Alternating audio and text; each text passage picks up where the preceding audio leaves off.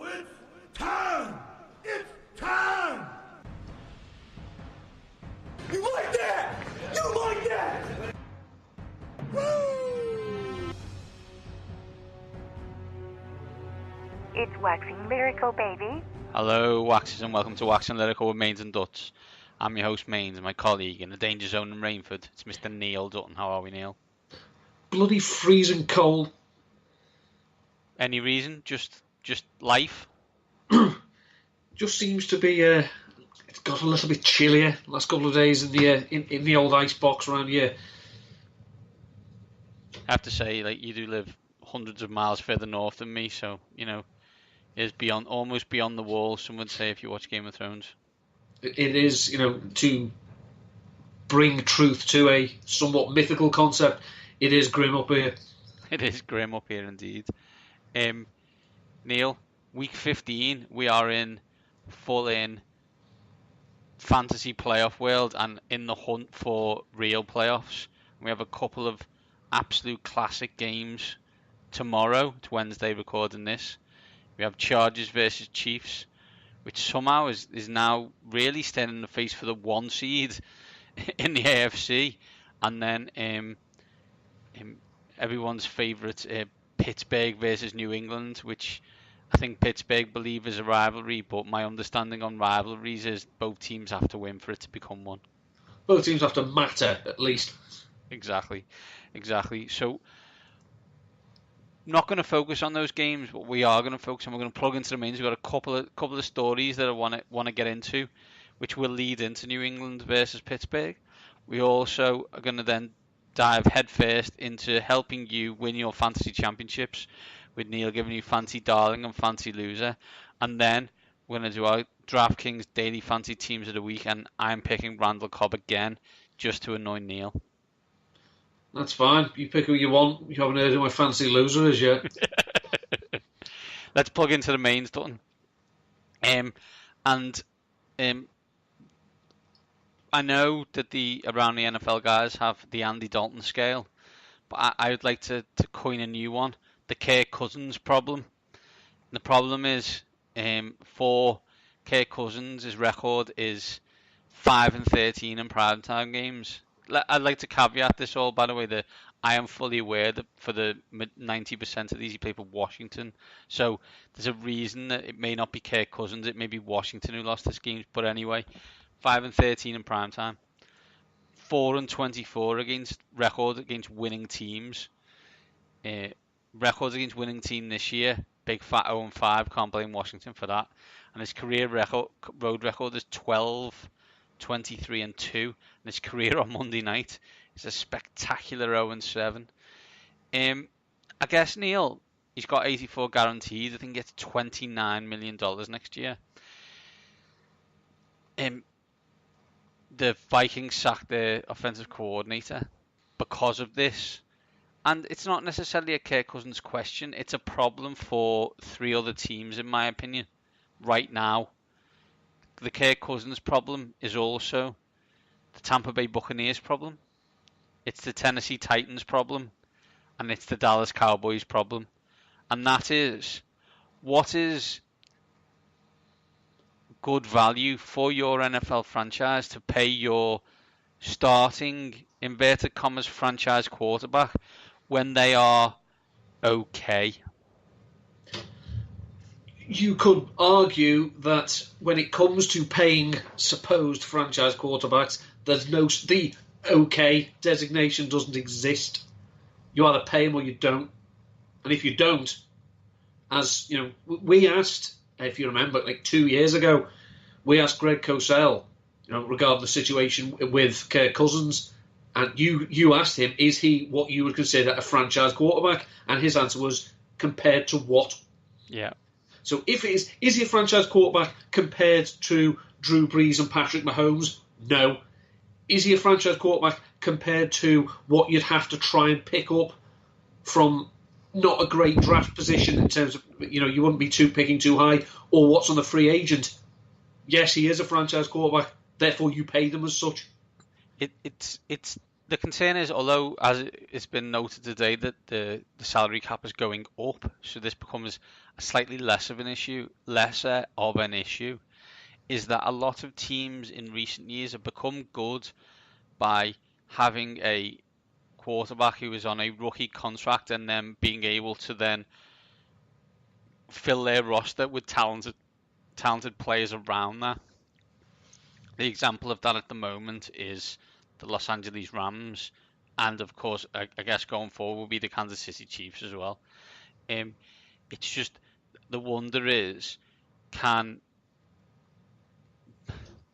although Dallas are a good team this year, whether we like it or not, I think we have to just accept that now, that they're the best team in the NFC East and are playing as well as anyone in the past 5 weeks. They are a middling team. I wouldn't say they were, an upper echelon team. Tennessee the same, Tampa Bay even worse. Your roster isn't good anyway, so then paying $125 million guaranteed, $125 million to your quarterback is not then going to assist you in roster management and improvement. I mean, you could argue, of course, that you don't need to pay your quarterback extortionate sums of money when you can have an officiating crew do the job for him. I assume Neil is talking about the Dallas-Philadelphia game. Very true. The Eagles were crap. Right, yeah. The Eagles were crap. They were. But how different a game is it if the Eagles get the ball on the Dallas Cowboys 20 to start the game? Or how different a ball game is it if Dallas Goedert scores that long touchdown with so many left to go, considering that the Cowboys offense had ran at least 80 snaps? It was bullshit officiating by one of the worst officiating crews I've seen in a long time. However, I digress, as I've already been through all this. Dak Prescott has been a very good, functional quarterback within the confines of the Dallas offensive system when he has had a running back and offensive line. A number one wide receiver. Amari Cooper. And you were now calling a number one wide receiver after laughing at them for a month ago. As Chris Raybon tweeted earlier, is it possible that both teams won the Amari Cooper trade while both teams lost the Golden Tate trade? I think the answer, Mr. Raybon, yes. It's feasible, yes. Yeah, exactly. So the Cowboys were good in 2016 when Des Bryant was still Des Bryant. Then when they didn't have Ezekiel Elliott and Des Bryant fell off a cliff in 2017, the Cowboys were not good. The Cowboys were middling until they got Amari Cooper.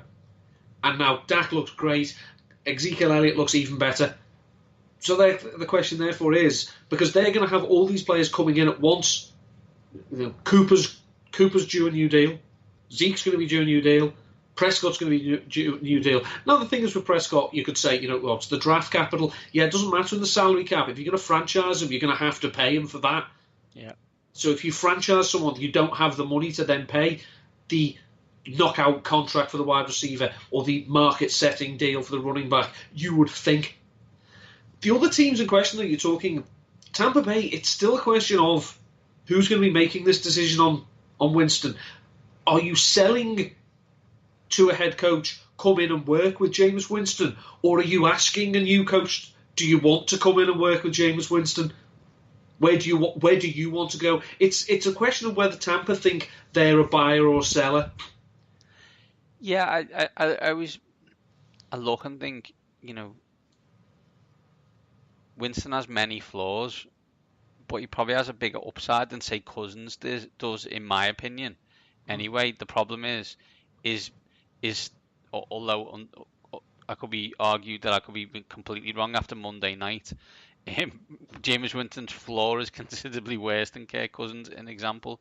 The funny one for me is Tennessee and Mariota, because I don't know if we've ever seen him be what everybody expected him to be coming out of Oregon. And I don't think it's ever helped that he's never really had anybody who was any good at calling any kind of offensive scheme that would benefit him. Now, they tried to do it this year with Matt LaFleur, and, let's be brutally honest, Matt LaFleur and John DeFilippo at the moment are in that you had really good mates, but that doesn't mean you were any good. The Jason Orange of take that. I mean, the big problem with Mariota as well is he's not been durable. He is aware of pocket pressure in the same way that I am aware you don't need to eat crisps all the time. I still do it. And also, he hasn't had a lot of continuity from year to year with the offensive coordinator. It's been a different scheme. And plus, as well, as we know, if we are to assume that LaFleur comes from the Shanahan-McVay, it starts with the run game. Well, the run game hasn't been very good. No. So therefore it's asked Mariota to do an awful lot, and if he's not been fully healthy, I don't think you're getting the best of him. Dion Lewis has had a nice season in parts. Derrick Henry had Thursday night. That's it. That's all he's had all season. Over the course of his last 16 games before that, so the course of a regular season, he had about 600 rushing yards. So he's not been great. Corey Davis, as I say, gets peppered with targets but never does anything with them. They lost Delaney Walker, so they took away a safety blanket for Mariota. It comes down to this. You're going to have to pay Mariota. Of all of them, he's probably going to be the most borderline, boring, consistent one.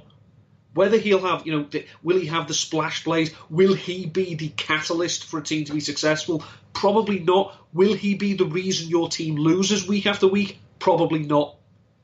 I mean, you can argue as well that Jameis Winston turns the ball over an awful lot.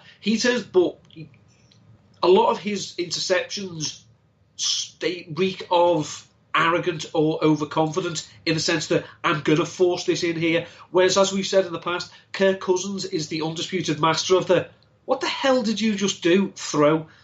Yeah, absolutely. And for those teams who haven't been mentioned, there's a high possibility that your team will be either wanting to be in this position or will be in this position in a few years. The Jets, the Bills, the Cardinals, the Browns, The Ravens. These are teams that are going to be in this position. I'm as a Washington fan, I pray to be in such a lofty perch, but I'm not. As we know, I'm not talking about them. But as we have breaking news, you would assume that the next contract that Carson Wentz signs is going to have to factor in the fact that he can't stay healthy. Now, whether his current ailment, they're saying chronic back pain, back problems, funny, never seen him on an injury report with him.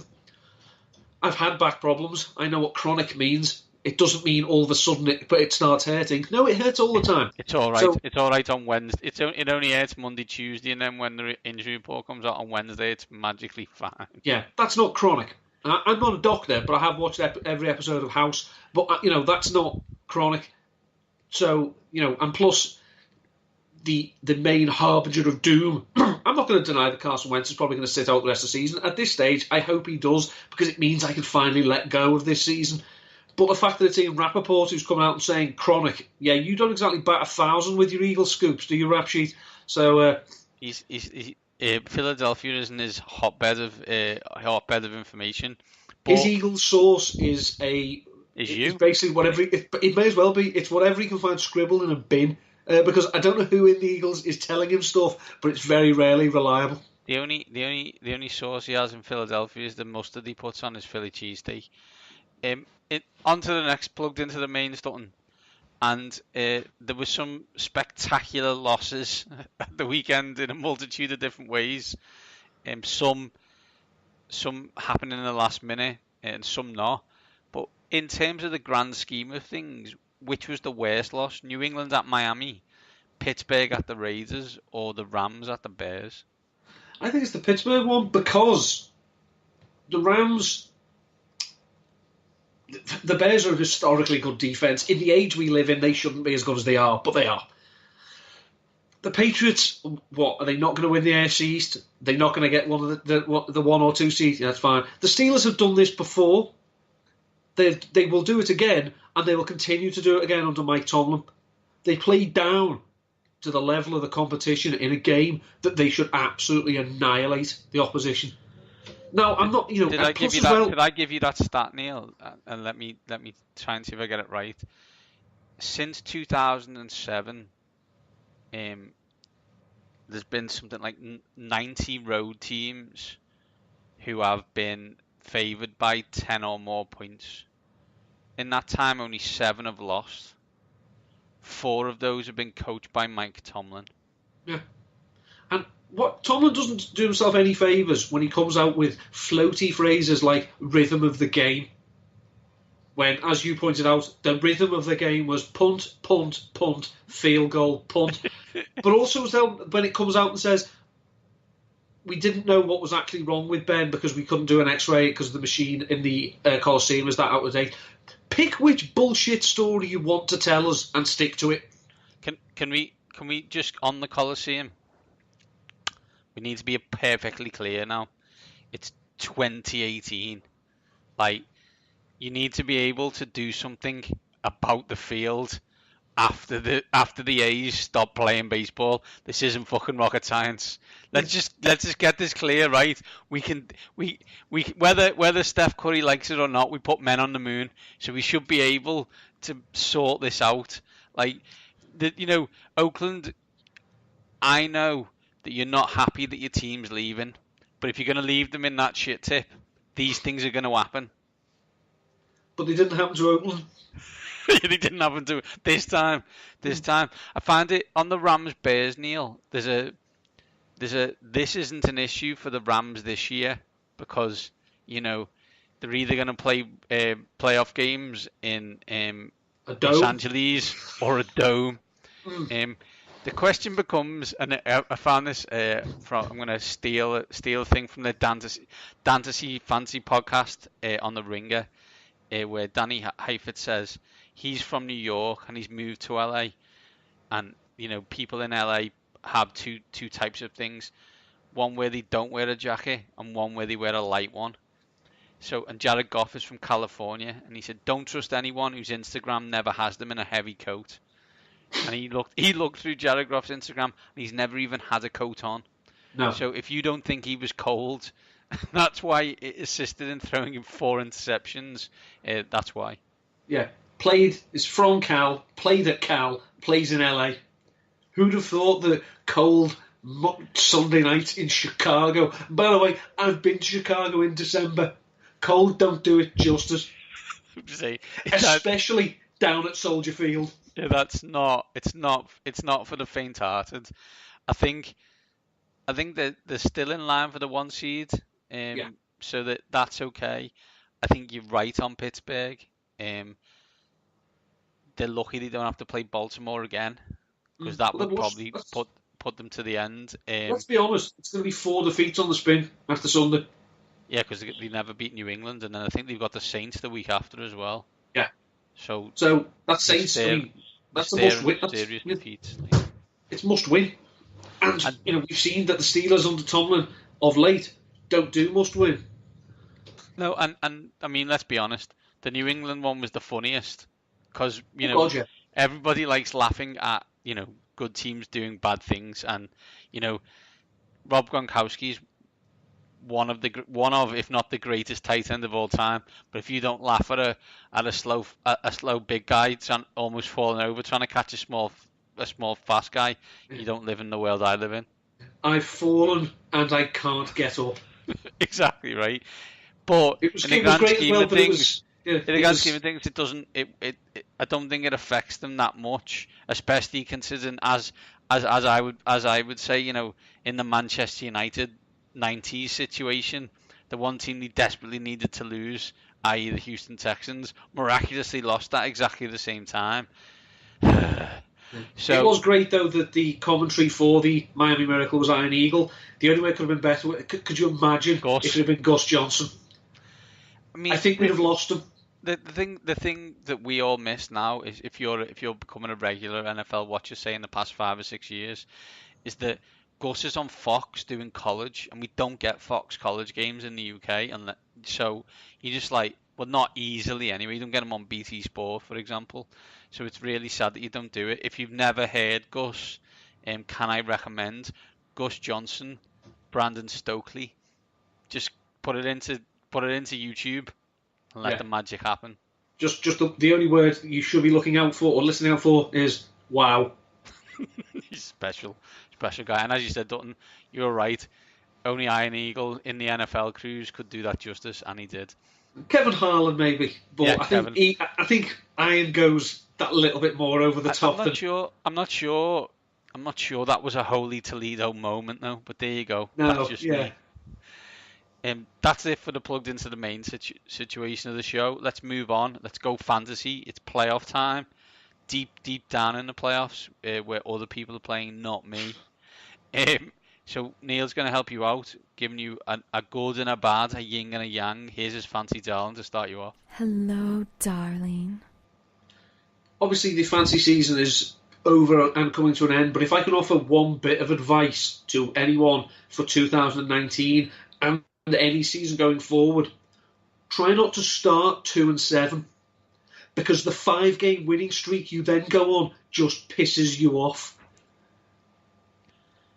So anyway, my fantasy darling this week is Curtis Samuel of the Carolina Panthers. They're playing the New Orleans Saints. This game, I think there's a 52-point over-under, so not bad. Should be really high scoring. Samuel has had 10 receptions for 168 yards in his last 2 games. He has seen at least one red zone target in each of his last 4. And, of course, the Saints are allowing the most fantasy points to wide receivers. So I think this game there could be a lot of balls in the air because both teams are quite good against the run on the ground. So I think there's going to be obviously they both have elite level satellite backs, who I'm sure we'll come to. But Curtis Samuel has overtaken Devin Funchess as the second option in the passing attack after McCaffrey, and probably up there with DJ Moore. DJ Moore. You may hear about later. So Neil, was that reference to a 2-7 going 7-7 based on your league of record? Is that accurate? The league of record, where, as I say, finishing 7-7 on the back of a 5-game winning spree and leading the league in points scored. Neil, that, my friends, is what you call an absolute pisser.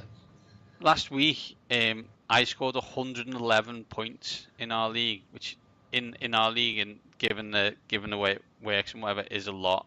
Neil got 148.7. Team included Patrick Mahomes, who now throws without looking, Saquon Barkley, Devontae Adams, George Kittle. Don't know if you know, did all right last week.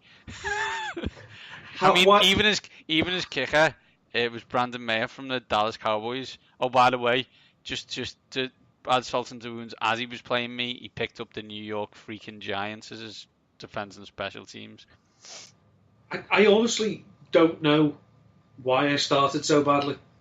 I can't put my finger on it because, as you said, I scored points every week. I just ran into the weeks when someone had Trubisky with his 6 touchdowns or, that type of thing. However, what a shame.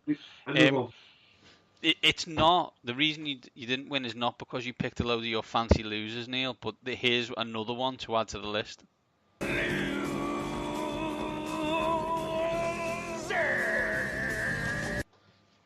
Aaron Rodgers.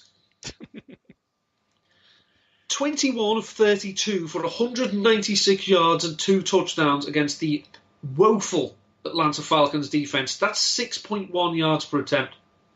That's not great. It's not great, no. Now, I don't know if anyone has noticed. So that wasn't. So Joe Philbin using his challenges after 30 seconds isn't the answer. Is that what we're trying to say? That was embarrassing to the sport. As we've mentioned, the Falcons are not exactly the 2018 Chicago Bears. So with that rationale, you don't really want to be playing the 2018 Chicago Bears, but they are. The Bears have only allowed more than 15.9 fantasy points to a quarterback once since Week 8. They've not allowed a passing touchdown in 2 of their last 3 games. The Packers, don't get me wrong, not exactly an all-world player, but the Packers have had to place guard Byron Bell on IR this week. So that's not particularly good news for Khalil Mack per se. It is very good news for Akeem Hicks. So Rodgers, yeah, he was better against the Falcons on paper, but when you look at the bare bones, he wasn't great and hasn't been great, and I don't think he will be great in this, the crucial week for everyone's playoff hopes.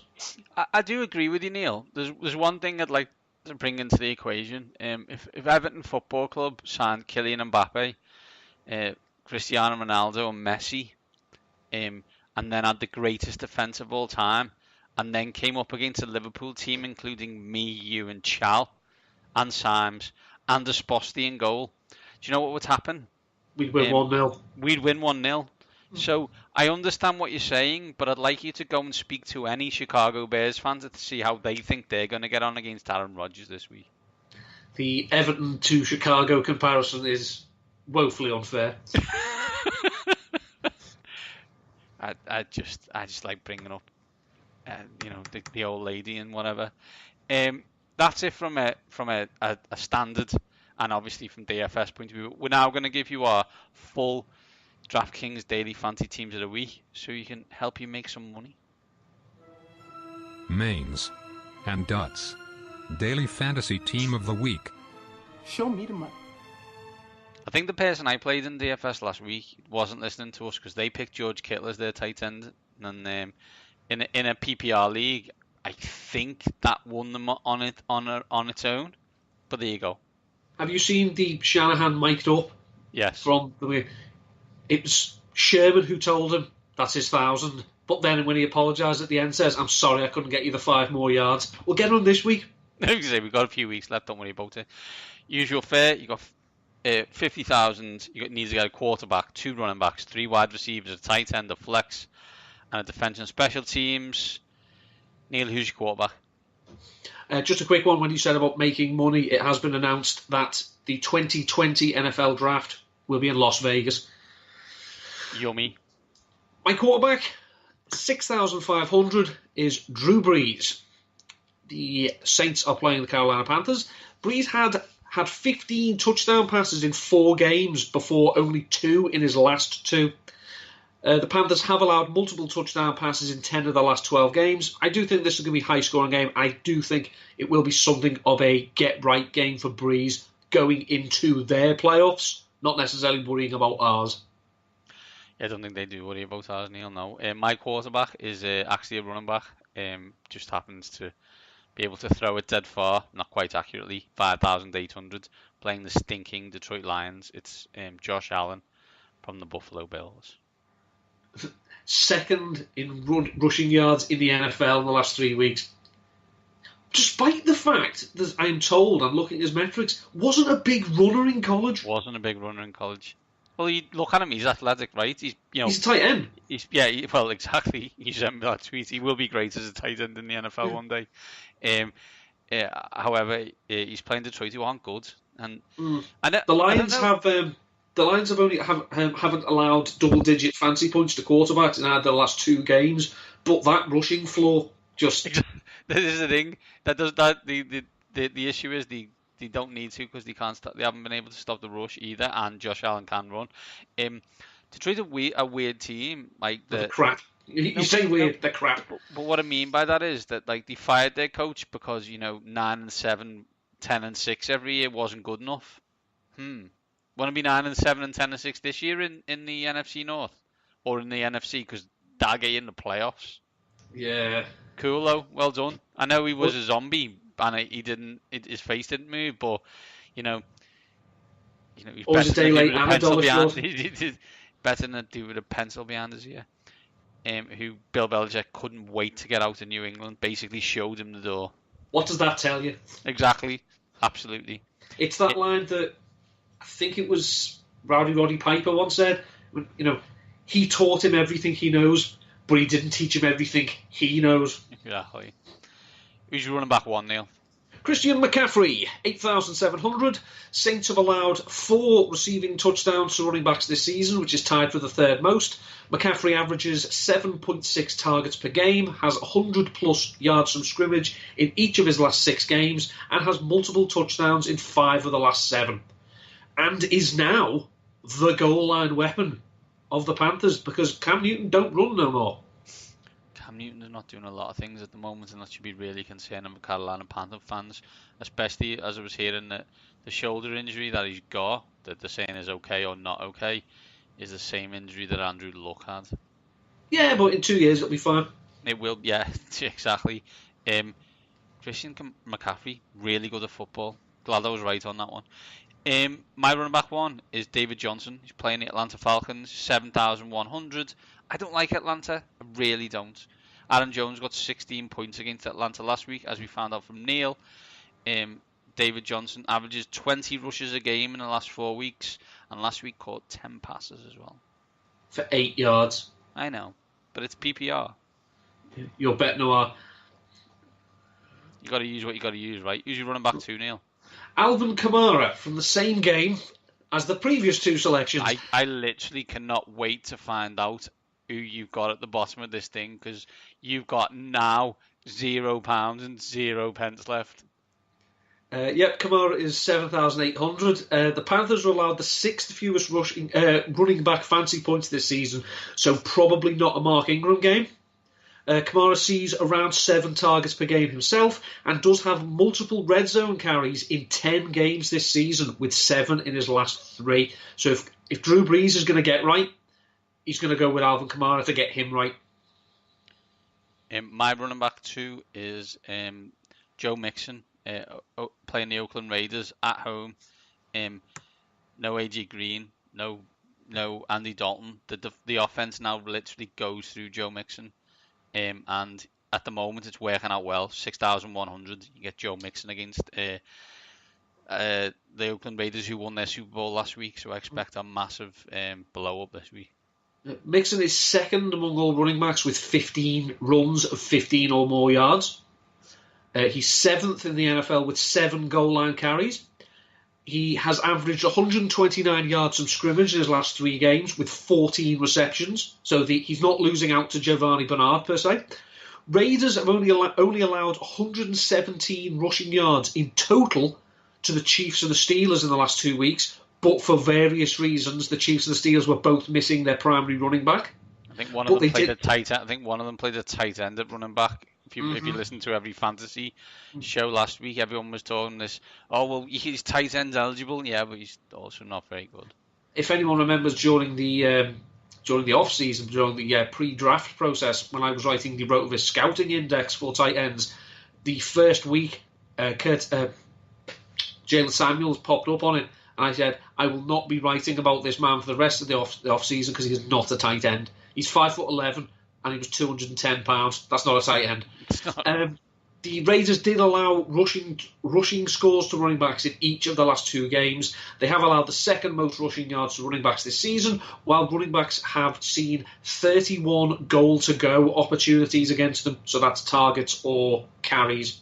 So running backs score a lot of points against the Raiders. So that's good news for Joe Mixon. You're probably wondering why I can know all this about Mixon. We'll come to that a little bit later. Come to that in the flex spot. So if you're spending 6,000 in your flex spot, these wide receivers are going to be amazing. Neil, who's your wide receiver 1? 5,400, Kenny Golladay. He has 5 receptions for a grand 55 yards in his last 2 games. The Bills are allowing the 2nd fewest fantasy points to wide receivers this season. Their leading cornerback is Tre'Davious White. He's top 5 in target separation, yards per reception allowed, and yards per target allowed. However, I did notice last week that the Lions were moving Golladay into the slot. So if they can move into the slot and get him away from Tre'Davious White, they've got nothing else in terms of receiving weapons. Michael Roberts, who was playing tight end, basically just a big receiver, he's gone on IR. So Golladay may see some volume as long as they can keep him away from Tre'Davious White. My wide receiver 1 is you got to pick someone against the Eagles secondary. It's not fair, but it's a money making business. I've gone for Robert Woods, 7,400. 2 of my 3 wide receivers this week are in a list of players with 50 or more catches and 1 or 0 drops this year at the moment. Robert Woods has 71 catches on just under 100 targets and 1 drop.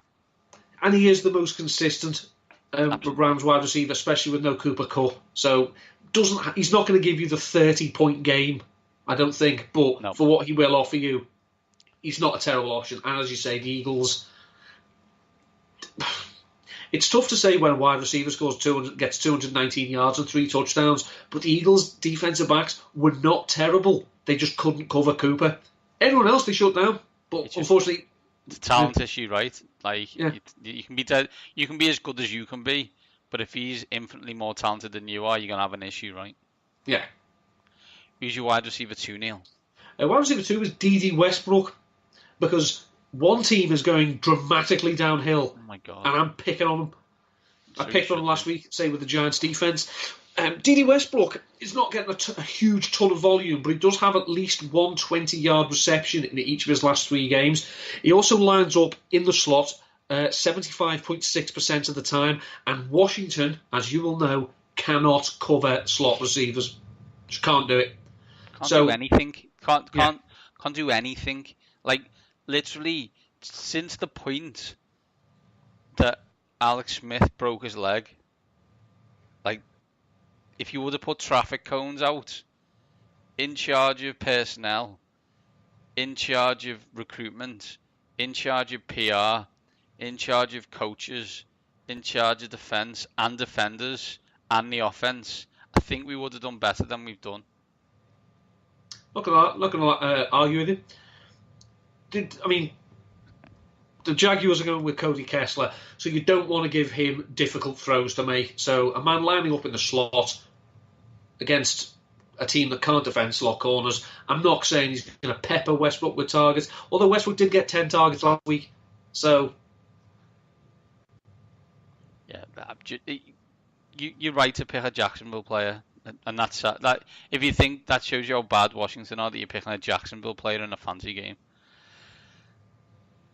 My wide receiver 2 is pre-mentioned for Neil, who talked about Curtis Samuel, but I've gone with DJ Moore in the New Orleans Carolina game. He's 5,800. He's had over 10 points in the last 4 weeks, and for 5,800, that's good value. yeah, I like Moore. I just think this offense at times it has moments where you're looking and thinking, what are you trying to do? What's going on here? What's all this? I look at Carolina and just think, if I'm the owner, I'm like, something's not right here. Like, I've got Christian McCaffrey, and Cam Newton, and I can't win games, and Luke Kuechly, I can't win games. Like, something's wrong, so I'm gonna have to fire people. Do you know, like, I'm not one for just firing people for the sake of firing people. And Ron Yes, you are. Rivera's been a good coach. Well, I like to say it, but yeah, I am actually, and they deserve to be fired. Like, they were 6-2, Neil, and they're not anymore. And they just look lost. They were 6-2 and had been beaten by Washington. Do you know, I don't think I need to say any more on the matter. My wide receiver, who's your wide receiver 3? Curtis Samuel, 4,300. The fancy darling, of course, has to get wedged Make in. its way into the team. My wide receiver 3 is Randall Cobb. I just wanted to pick him again. 4,400. He got 15.3 points last week on DraftKings. Yay, go me. Be helped by the fact that he lines up obviously primarily in the slot, and Bryce Callahan is now on injured reserve. And Bryce Callahan had been playing very, very well. Yes. Who's your tight end, Neil? David Njoku, come back to us. We miss you. Baker's making sweet, sweet music without you, but I want to hear your part in this orchestra. The Denver Broncos, you may have noticed, were absolutely victimised at the tight end spot last week. The let's just not cover him strategy, not a winner. Not great, Vance. And I know I said I don't randomly like finding people, but I do because it's fun, right?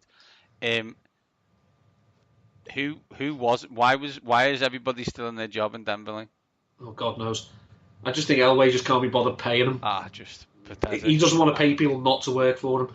Absolutely It was the fact pathetic. that it's George Kittle is ridiculously good after the catch, so you've got to have people around him when he makes the catch. If he's wide open and then you let him run, you're not stopping him. He's one of the most athletic tight ends in the league. It was baffling, especially when you consider that literally you looked at the San Francisco pass catchers, they had no one else. So, of course, they're going to throw to Kittle. If on the Njoku thing, Neil, Cleveland Browns fan base right now, top 10 most optimistic in the whole league, top 5. I would say 10 because they've been hurt before, so they probably don't want to go too far. And also, as well, there's probably going to be a groundswell that they'll want to keep Freddie Kitchens. that's going to hamper them when it comes to getting a head coach. Because Vegas fun though, right? Oh, that fake He's just fun. is one of the best pass. You know, he has thrown that ball with his right hand while just handing it off to Nick Chubb behind his back almost with his left. It's the sleight of hand. There's a lot of NFL scouts and agents now who are making illegal calls to Kyler Murray's family to say, you don't want to play baseball, do you? You want to come play NFL? Be fun. Be real fun. Yeah. I long to one day wake up feeling dangerous. My tight end is Jared Cook, Oakland versus Cincinnati. As we know, you should always have a chance to pick against the Cincinnati defense. And in Oakland, there's only one person to use in such a position. That's Jared Cook. 8+ targets in the last 2 weeks. Jared Cook, 5,600. Has been their best player on offense all season. I mean, Jalen Richard's got a lot of receptions. Not hard, no. But he has played well. I don't want to diminish the fact that he's played well and the fact that that it's not hard to be the best player on that team. I mean, we've seen now this season and last the argument of, well, someone's got to catch passes, the whole water when that player isn't talented. The Bills, Kelvin Benjamin, someone's got to catch passes. Well, no, they don't, because he won't and he can't. And he didn't. So, Jared Cook, as you say, Amari Cooper was misused. Jordy Nelson is old and slow. Seth Roberts is still earning a pension, a wage in the NFL. Jared Cook has been heavily targeted and has delivered. And I think, I'd have to go back and check, but based on what I wrote in the off-season, this is the best season for a tight end in John Gruden's coaching career. But whether that's because he decided to focus on Jared Cook or whether he realised, oh, damn, that's all I got left. Yeah, well, yeah. Enjoy Las Vegas. Enjoy. Who's your flex spot, Neil? It's Joe Mixon. Joe Mixon, 6,100. So my wide receivers aren't terrible. They're not terrible. No, they're not flashy. They're not flashy. They're not. I've gone running back heavily. I've gone pass catching workhorse running back heavy. I think the way this year's panned out in DFS is the move. I think that's your move of getting that kind of player in your team. Yeah, there's no point going for 4 wide receivers because the chances are, by you get the 4th one for that flex, he's not going to be expensive because he's not going to be very good. And in that note, formerly good, Larry Fitzgerald, 4,700. I feel that I'm in a position where there's only so many more times that I'm going to be kind of logically okay to pick Larry Fitzgerald. Because you're going to 3 weeks until he retires anyway. Exactly. So I've got to get him into the team. This year, 52 catches, 1 drop. And something outrageous like he's never had more than 3 drops in any season of his whole entire career. Does own the NFL record for the most receptions with a single team. And is a first ballot Hall of Famer. And screw you, James Harrison, was it? Yes. Screw you, James Harrison, because I wanted Kurt Warner and Larry Fitzgerald to win that Super Bowl, not you. By the way, can I just, as a little... Someone pointed out, obviously, the changing of the guard, saying, that DeAndre Hopkins has got insane hands and body control. And I saw a number of people on Twitter, not as good as Odell. Well, Odell's not even in Larry Fitzgerald's ballpark, so we can stop that. Yeah, Odell Beckham is an absolutely outrageous talent. But drops a lot of balls, though. Come on, boys. Let's play real games now. Who's your defense and special teams, Neil?